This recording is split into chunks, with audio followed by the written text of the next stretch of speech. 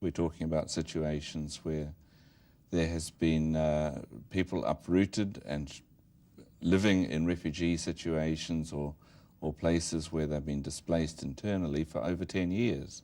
It's an ongoing program and an ongoing problem.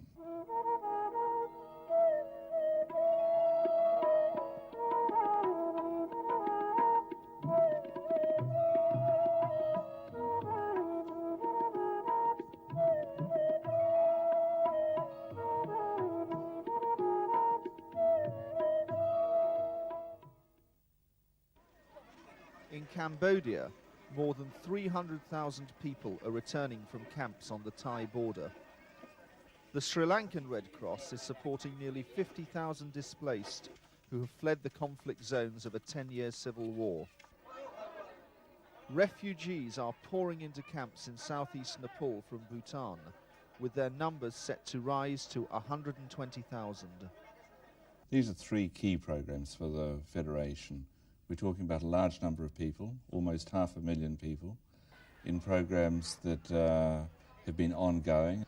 So for us, it's very important that we continue to support these programs to give the refugees and displaced people a certain standard of dignity and support.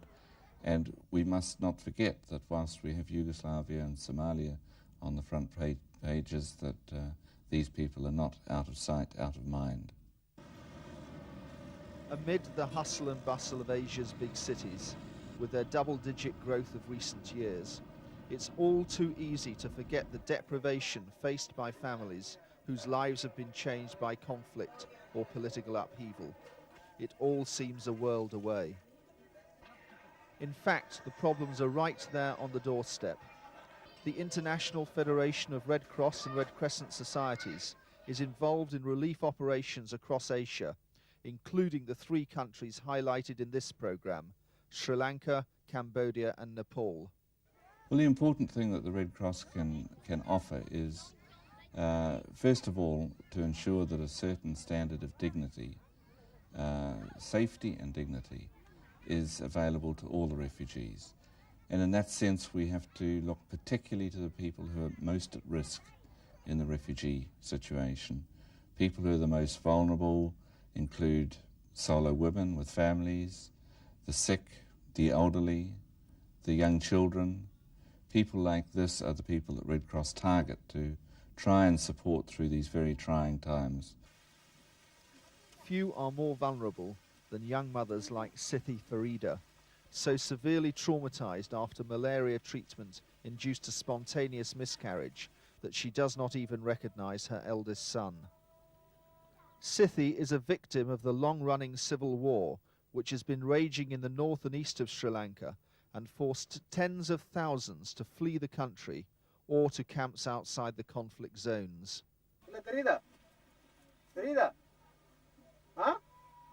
The Federation is organising specialist psychiatric treatment for Siti. She is also being attended by the doctor who leads the Sri Lanka Red Cross Mobile Health Team, which visits each camp in her district every 6 weeks. She had an attack of malaria and she had taken treatment from a private practitioner where they had given chloroquine. After she had taken the chloroquine, there about 2 doses, she had abortion. So on the same day that she was aborted, she had seen the clot. Suddenly she had seen the clot, blood clot passing. Then she got a attack, a shock. After that, she had fainted and she didn't know what to do. She was behaving in an abnormal way. I think it is permanent brain damage. Mobile health teams are an essential element of targeting the vulnerable among the populations of some 220 camps in the non-conflict areas. In one morning, the doctor in this team has managed to see 61 patients, while between them the public health nursing sister and the midwife have fitted in a further 50 home visits. A pharmacist and a public health inspector complete the unit's professional staff. The Sri Lanka Red Cross also makes a major contribution to relief activities in the camps, complementing the assistance of the government and other aid agencies. At the moment, Sri Lanka Red Cross is providing dry ration for unregistered families. Then whenever necessary, we provide them shelter material for the cooking place and the toilets. Then we provide the clothing, household items, and sanitary items like disinfectant and chlorine powder for toilets. Inevitably, conditions are far from ideal, and this camp in the suburbs of Colombo is effectively a cardboard city, with boxes dividing the living areas, which average 3 square meters each. The main problem is the space is not sufficient because there are 590 people are living in this place. So it is crowded, actually, all the time. This was an awkward problem for newlyweds and those wishing to extend their family, until the Red Cross-led camp committee stepped in and set aside a storeroom where couples can enjoy some privacy. After we came here, my wife and I felt that we need a baby, so we were given this room for us to perform that marriageal act. While the displaced in Sri Lanka have fled their homes and a vicious civil war, over 300,000 Cambodians are returning to their native land after years of living in camps on the Thai border to escape the troubles which have beset this stricken country over the past 2 decades. The Red Cross in Cambodia, as the main implementing partner of the UNHCR, manages 6 reception centres where returnees spend up to 5 days before moving to the destinations of their choice, mainly in an area concentrated on West Central Cambodia. UNHCR's operation began in March 1992, targeted at achieving the voluntary repatriation of 330,000 refugees before elections just over a year later. Within 9 months, over 2/3 of the refugees were returnees and resident once again in Cambodia. Supported by the Federation's camp manager advisors, the Red Cross in Cambodia has seen the returnees through the early days and into their new homes. Ven Nguyen left Cambodia in 1979 as a teenager and returned 13 years later, married and as a mother of 2. We are very happy in our new home. Our family have been helped by many organizations like the Red Cross, and we are grateful for their support. I think it has gone a lot better than it was to expect it when we started. I think at the same time there are a lot of lessons to be learned in this, but as a whole it has been, we have seen far better results than we could have expected before we started. Very little demining has been done. This was a thing that we all believed in the very beginning, that demining would be a forerunner for the work we were going to do, especially with locating land, cultivation land, etc., for the returnees. Once they arrive at their final destination, they are housed, they are fed, we could say, for 400 days with an interval of 40 days between each ration. We do our best to monitor all the final destinations, make sure that they're all right, that there's at least a reasonable level of health, their health is okay. And I think looking into the future, we will be doing more development work in the areas where returnees have settled, as well as in areas with what we call local people. For the Red Cross, the end of the repatriation operation will mark the beginning of its long-term task in Cambodia, reaching out into the community to ensure especially vulnerable individuals like Pho Keng are not forgotten. He's a 39-year-old father of 6 whose legs were blown off in a landmine accident a few years ago. For as they depart for their new homes, the returnees are coming back to a country with its health service in disarray. The Federation has district health support units attached to each reception centre and operating in 2 other provinces. Their work is community-based and involves direct contact with vulnerable groups, focusing on primary health care in rural areas, a grassroots approach to building Red Cross activity and commitment. Training is another vital aspect of the programme and covers first aid courses like this one, where 2 volunteers are participating in a mother and child health exercise. Annette's scarf, sponsored by Australian Red Cross, sees funding as the major factor for success. Well, at this moment we have funding just for 1 year. If we want to establish a program that is viable, we have to look to long-term program funding that will take us into 1997, maybe would be viable. We need to be able to establish trust, which takes a long time. The sanitation portion of the program will be in itself expensive. The village that we're in at the moment, we're doing a sanitation assessment on. There are 250 families here taking water from a dry riverbed and with no latrines anywhere in the village.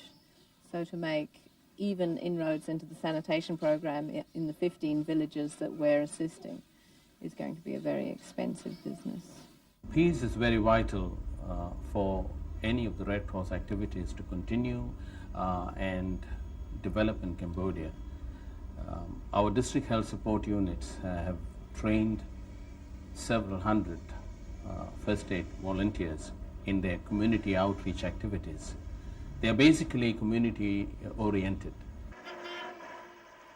Over the past 30 years, the Nepal Red Cross has developed a series of effective community programs.